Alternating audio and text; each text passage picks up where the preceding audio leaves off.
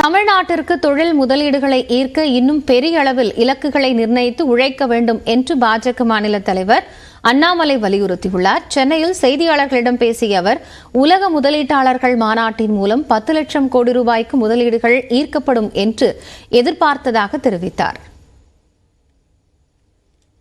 எங்களுடைய எதிர்பார்ப்பு தமிழகத்திற்கு 10 லட்சம் கோடி ரூபாய் நம்முடைய எதிர்பார்ப்பாக நாங்கள் சொல்லியிருந்தோம். எதற்கு நீங்க கேட்கலாம். கடந்த 3 ஆண்டுகளில் இந்தியாவில் நடந்த முக்கியமான இன்வெஸ்ட்மெண்ட் சம்மிட்டை பார்க்கலாம். உத்தரப்பிரதேசம் அட்ராக்ட் பண்ண மொத்த பணம் எவ்வளோன்னா, நாம் 6,60,000 கோடி, நம்மளாம் வடக்கங்க அப்படின்னு சொல்றோம். உத்தரப்பிரதேசம் அட்ராக்ட் பண்ண பணம் 33,51,000 கோடி ரூபாய், 33,51,000 crore.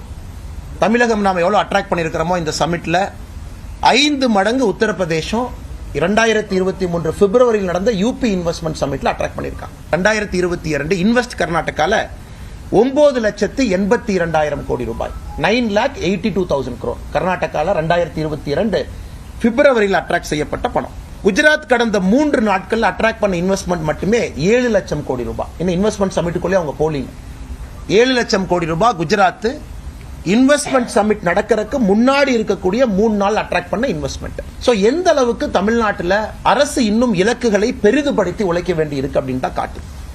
அரசை பாராட்டுகின்றோம். வர ஒரு ரூபாய் நமக்கு வேணும். ஒரு ரூபாய் ஒரு வேலை வாய்ப்பு உருவாக்கும்.